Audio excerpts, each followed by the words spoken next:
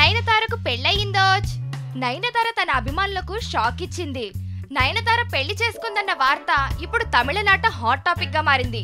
మొదట సింబుతో ప్రేమ వ్యవహారం నడిపినా అది పెళ్లిపీటలు ఎక్కకుండానే ఆగిపోయింది.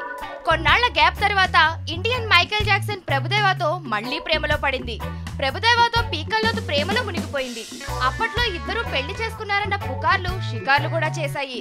ఇద్దరూ కలిసి పార్టీలకు అటెండ్ కావడం దగ్గర నుంచి నయన కోసం ప్రభుదేవ తన భార్యకు విడాకులు కూడా ఇచ్చారన్న గుసగుసలో వినిపించాయి.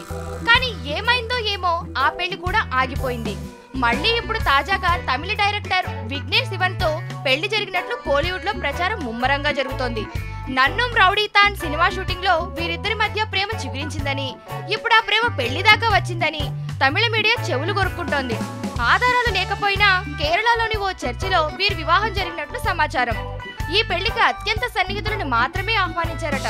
అప్పుడే భర్తకు అతి ఖరీదైన కారును కూడా నయనతార గిఫ్ట్ గా ఇచ్చిందట.